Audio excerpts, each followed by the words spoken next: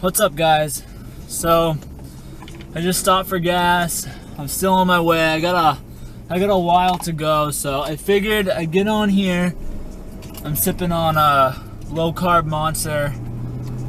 I figured I've been wanting to make this video for a while, actually, just to give you guys an idea of why I got into fitness or bodybuilding, you know, how I got into that in the first place.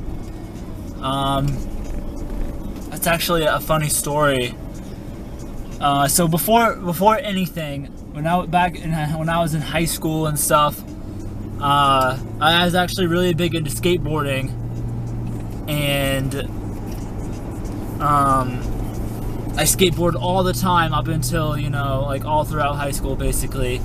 And I had these friends that, you know, would go to the local YMCA in my hometown, and, you know, and I always thought, it's like, I don't, you know, they'd always say, go to the gym, you know, come to the gym, and I'd be like, nah, like, I don't, like, why? I don't need to go to the gym.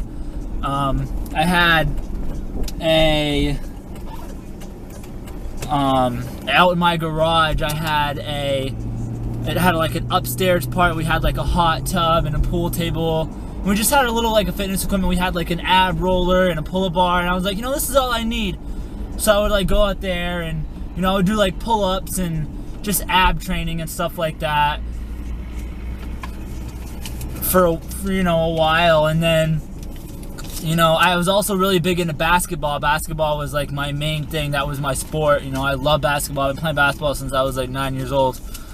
You know, it's my one love for me.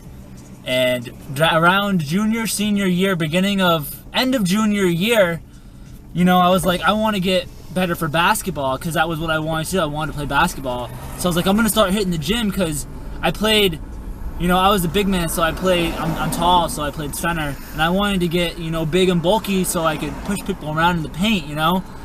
So I remember me and a couple of my friends went to the Y for the first time, and, you know, I don't even remember what we did, but I remember the first night after I lifted, the way I woke up in the middle of the night and my whole body was burning, guys. It was burning. Just because you know, I had never experienced anything like it, and my whole body was just, it hurt so bad. And I didn't take it very seriously. I didn't start going steady until probably like that summer. Before my senior year, I started going harder than that. Hold on. Hi. So anyway, yeah, I started taking it more seriously. I mean, I still didn't know anything about nutrition, how to train. It was just arms, shoulders. You know, I wasn't really even big into bench because it just wasn't my strong suit. I wasn't good at it, so I didn't want to do it. I like the OHP, and, you know, I remember spending hours and hours and hours in the gym going through senior year, and, you know, people were starting to notice that I was getting bigger. And it was actually pretty funny, because a lot of the people I looked up to at you know, my local gym back in the day have come to me asking me questions. And it's funny because they're like, oh, I looked up to you, you know, when you're a couple grades ahead of me or whatever. So I would just spend hours in the gym. I had no idea what I was doing. I was just training. You know, I loved it. I would skip class, you know, in my study halls, you know, just to go to the gym and train, just because you know, I just love to do it. And so I ended up quitting during my senior year of basketball to focus more on going to the gym and, you know, building my physique, because I realized that I wasn't going to play college basketball, and, you know, that just wasn't meant for me. So I you know, I left that to pursue, you know, just spending more time at the gym. I was like, why? You know, I had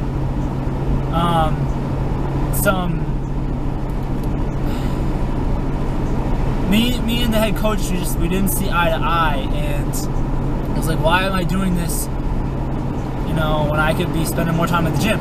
So I did that. I did that all throughout the summer, and then when I went to college in Vermont, and when I went to college, I actually kept training at the gym at school, but it wasn't, you know, it wasn't really the right environment for me. So I actually got a local membership to the next town over, and I started when I was in college. I was still eating like crap, obviously, but I was starting to get a little bit more knowledge about how to eat right and what to eat, and you know, I was buying protein powder and pre-workout and stuff like that. And you know, I was getting there, guys. I didn't have like a huge physique or anything, but you know, that was pretty basically what I was known for. So then after my year in Vermont, I transferred schools. I went to New Hampshire, and I got a gym membership at Gold's Gym in Manchester, which was half an hour away from my dorm room. And I would travel half an hour out of my way because I didn't like the gym at school. It didn't have like enough for me. And I traveled all the way to this Gold's Gym, guys, just so I could like work out there. And I remember when I was in New Hampshire, I would buy frozen chicken breasts and store it in like my little mini fridge that they gave us, and I would put it in a Tupperware and I would cover it with saran wrap. I poke holes in it and I'd steam it, and that's how I would make my chicken. And I would make my egg whites and stuff in the microwave. It was the grossest thing. But that's just what I did. I just cover it in, I don't even know, it's like barbecue sauce, and I just, do that. The dining hall, I'd go to the dining hall sometimes and get, breakfast and things like that, because that was part of my, I got that going to school, so.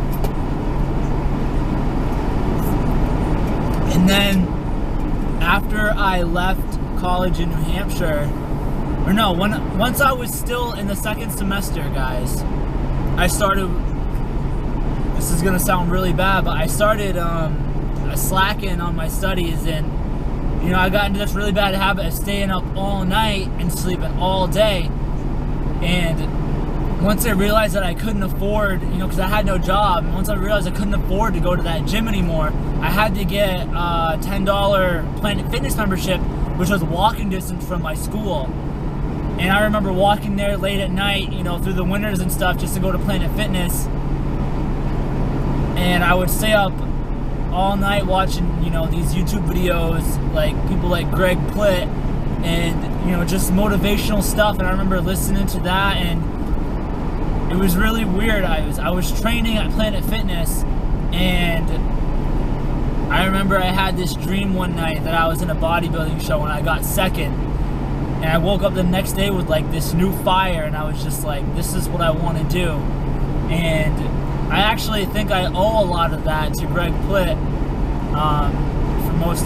For a lot of you, who may not know, he died a couple years ago, and that really took me back, because he's one of the main reasons why I started doing this. So I was doing that. I was slacking on my school studies, failing all my classes. Staying up late, going to the gym, and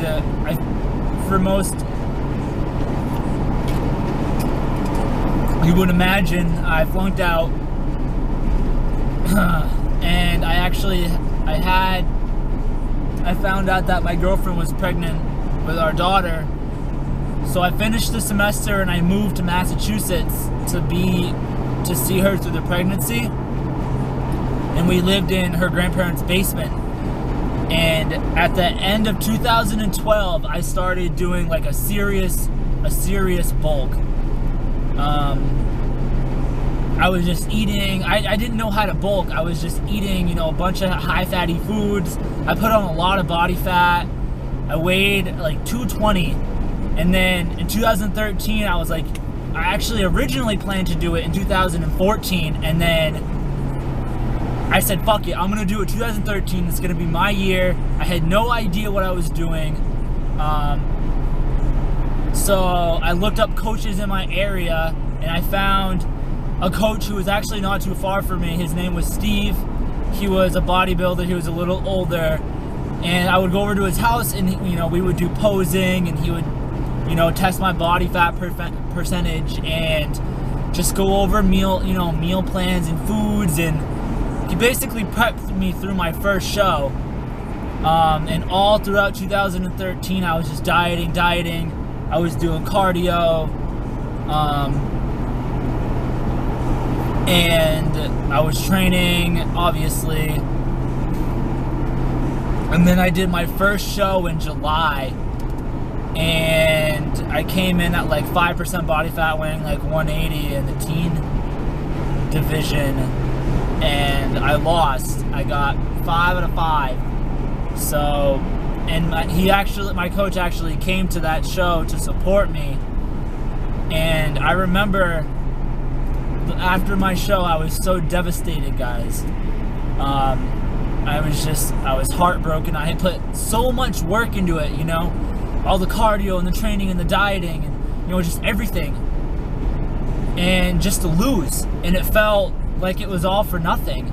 And I remember, I still have this email saved, guys. He sent me the day after my show, and he told me that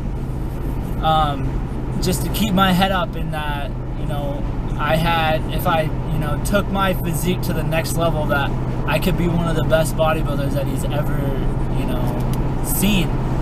And I had gotten down to the lowest body fat percentage that he's ever witnessed, you know, and, you know, that was pretty cool. I like to look back on that from time to time. I actually don't know. No, I'm not gonna try to find it now, but it was just really cool, you guys, because just coming from him and, you know, everything he achieved through fitness, for him to tell me that, it pushed me.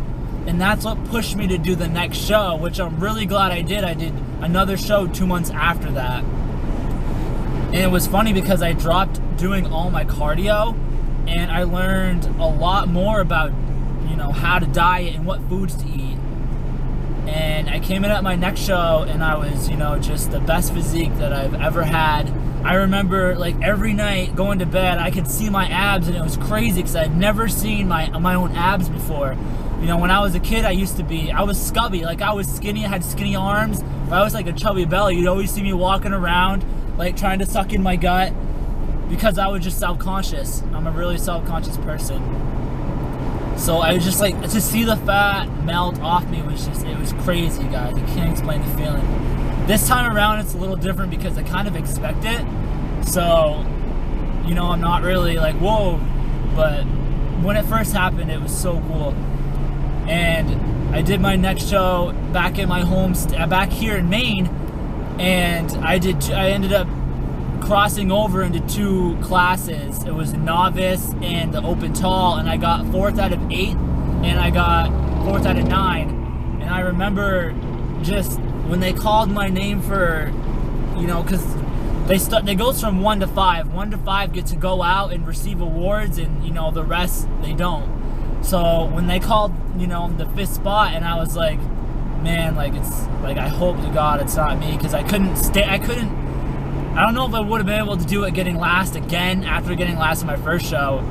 And then they called me out for 4th, and I was so happy.